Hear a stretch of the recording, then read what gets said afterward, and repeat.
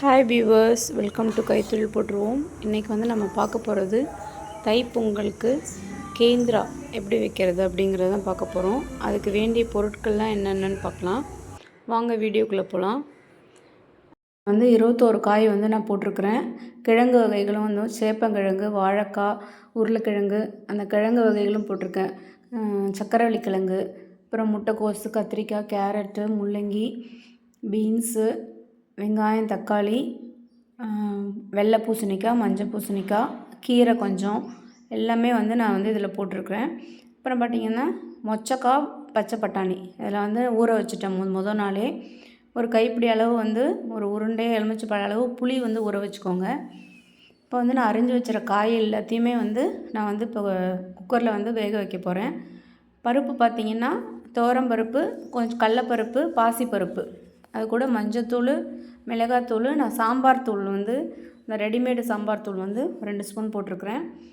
இதில் பார்த்திங்கன்னா வெள்ளை கொண்டக்கடலை, கருப்பு கொண்டக்கடலை, தட்டைப்பயிறு, கொஞ்சம் முழு பாசிப்பயிறு, அது எல்லாமே கடலை, நிலக்கடலை, இது எல்லாமே வந்து இதில் ஆட் பண்ணியிருக்கிறேன். அது கூட இப்போ உப்பு போட்டு இது வந்து தனியாக இந்த பயிறு வகைகள்லாம் தனியாக வேக வைக்கலாம், காய்கறி எல்லாம் தனியாக வச்சு வேக வச்சுக்கலாம். இது வந்து தேங்காய், ஒரு 2 மூடி தேங்காய் கூட கொஞ்சம் சின்ன சீரகம், கொஞ்சம் பெருஞ்சீரகம் போட்டு நல்லா நைஸாக அரைச்சி வச்சுக்கோங்க.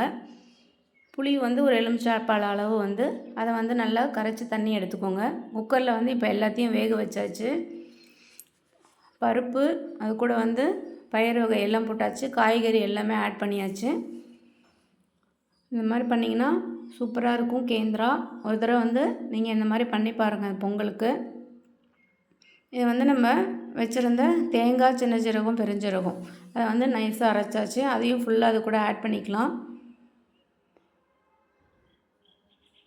இது கூட வந்து நம்ம வந்து புளி ஊற வச்சுருந்த புளியை வந்து கரைச்சி எடுத்து அதை ஃபுல்லாகவே நம்ம எலுமிச்சைப்பழ அளவு வந்து ஃபுல்லாகவே நம்ம வந்து அதில் ஆட் பண்ணிடலாம்.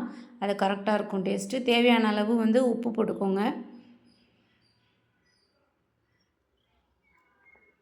இப்போ வந்து நம்ம எல்லாமே ஆட் பண்ணியாச்சு. எல்லாத்தையும் வேக வச்சு எடுத்தாச்சு. இப்போ நல்லா வந்து கொதிக்க விட வேண்டியது தான். இது வந்து பொங்கலுக்கு வந்து இது தஞ்சாவூர் சைடு வந்து இது வந்து ரொம்ப ஃபேமஸ். இது இந்த மாதிரி செய்வாங்க. இதில் எல்லா கிழங்கு, மரவள்ளி கிழங்கு, சக்கரவள்ளி கிழங்கு, இல்லை பலாக்கொட்டை எல்லாமே வந்து நான் போட்டிருக்கிறேன். குழம்பு வந்து நல்லா கொதிச்சிருச்சு. இதில் வந்து கடைசியாக நல்லா கொத்தமல்லி தழை வந்து கொஞ்சம் நிறைய பொடியாக அரைஞ்சி வச்சுக்கலாம். அதை அது கூட ஆட் பண்ணிடலாம்.